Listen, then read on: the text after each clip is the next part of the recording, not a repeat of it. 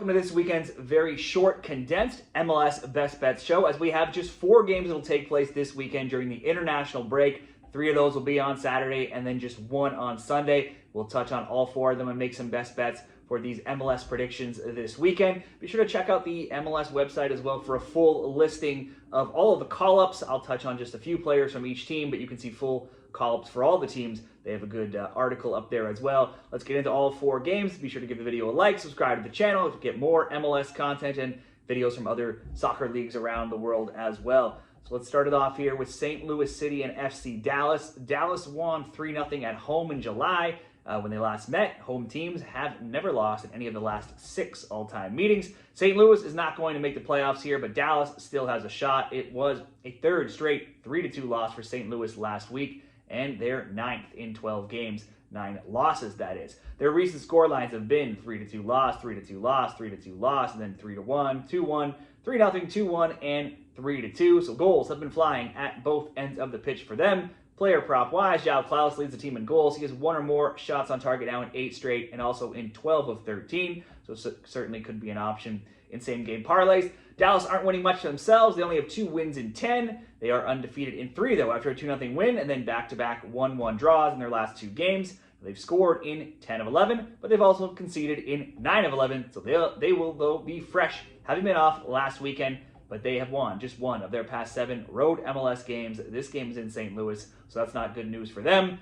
Both teams relatively unscathed from the international break call-ups. I think this can be kind of bet normally, and by betting normally, it's probably going to be a game with goals. Probably you could go both teams to score, Klaus to have a shot on target, possibly as a same-game parlay, or the both teams to score and over 2.5 as well, or simply just both teams to score.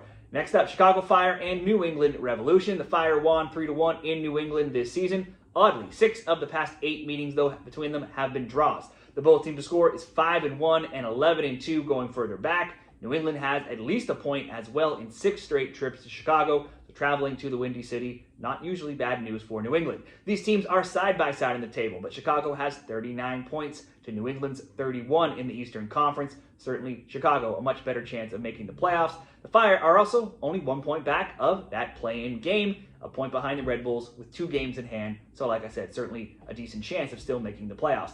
After 5 games without a loss and 9 games finding the back of the net in a row, Chicago put up a dud in their last game, losing 4-0 to one of the league's best teams, Philadelphia. But that was back on August 23rd, so they should be rested and regrouped, having not played last round. While Chicago had scored 10 goals in their 5 games prior, they only have kept 2 clean sheets in 18 games, so it's another team where both teams to score bets have been hitting. Only 3 Eastern teams have scored 50 or more goals, and Chicago is one of those teams, but they've also allowed the 4th most goals as well with 48. New England have alternated wins and losses in their past 4 games, last losing to Charlotte 2-1 last week. It's now just 2 wins in 13 and 3 in 19, so betting on them to win, not usually a great way to go. Revs games also typically see some goals. The both teams to score bet 9 and 3 of late. The only teams they've shut out in that time are DC and Austin.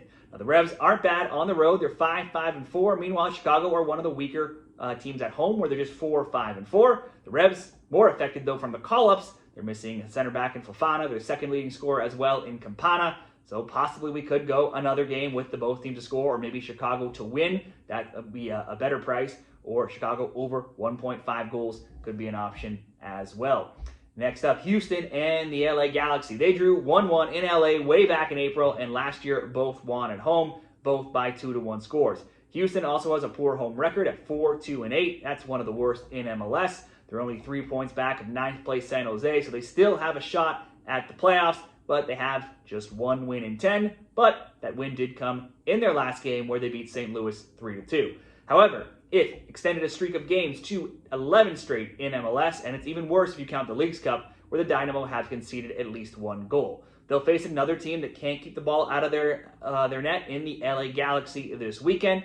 LA's MLS season might be toast by beating Orlando 2-1 in the Leagues Cup 3rd place game. They have at least salvaged something by getting a spot in next year's CONCACAF Champions Cup. LA now are 8-3-6 in their last 17. If we look at all competitions, and they've scored in 17 of those 21, and they've scored multiple in 8 of 13, but defensively, they've given up a goal in 29 of 33 overall matches this season. In their last 14 games, the only team they've not scored on, though, is Seattle.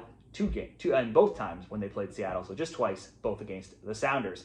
Now, there are some offensive pieces missing from both sides here. Houston's second leading scorer, McGlynn, is off with the USA. One of LA's second leading scorers, Paintsill's off with Ghana. But these teams still have other players that can get on the score sheet here, and they're both horrendous on the defensive side of the ball. Still think we could see some goals. LA is still the only team yet to win on the road. Not going to go against that trend here. So this is another game that looks like a great candidate for the both teams to score or both teams to score and over 2.5. Maybe even a draw as well with both teams being poor. Let's go into Sunday's game here, and I'm going to pick 3 of these 4 games for one parlay at the end of the video. So I'll put that up in the graphic as well. But let's go to Sunday Night Soccer, Sporting Kansas City, Austin FC. Way back on February 22nd, Austin won 1-0. Home teams are now 8-1-1 in the 10 all-time meetings, and home teams have won 6 straight games. It's unlikely SKC makes the playoffs, but Austin are 7th, battling to stay above 8th and 9th, so they certainly can. I'm starting to sound like a bit of a broken record here this video, but SKC is another team that sees goals flying at both ends of their pitch. It just so happens, I think, that this weekend we have 4 games, and almost all of them are rather poor teams, so a lot of them are conceding goals. Last week, though, they did finally win SKC. Their first win in 6 games by a 4-2 scoreline. Jovic had 5 shots on target and 2 goals. He's always worth a play in the player props department. Their past 2 games, though, losses of 5-2 and 3-1, so that's a ton of goals in those last 3 games if we look at 4 goals, 7 goals, and 6 goals. SKC haven't kept a clean sheet in 14 games, but the both teams to score is 12-2, so they do usually score. Austin are the more reliable team, but not by that much. They have only won 6 times in their last 18 games, but they only have one loss in their last 8 and 2 losses in their last 11. They were winless in 3, but then won 3-1 last week over San Jose. Now, if we look at these last 6 games, a 3-1 win, a 3-2 loss, a 1-1 draw, a 2-2 draw, 4-2 win, and 2-1 win. So even though if we look at season-long stats, Austin games are generally more low scoring. Currently, in the last few weeks, their games have been as high a scoring as anyone. The Verde, though, missing several key pieces. Among them, top 2 scorers. Vasquez has been injured for a while now. Also, Izuni off on international duty. Key midfielder Pereira is also away as well. And they have a ton of other players missing, with about 6 players looking to have been called up. SKC relatively spared, though, of their any major call-ups. I don't trust SKC, but they are at home. It is Sunday Night Soccer. Austin are handicapped. They do rarely lose, though.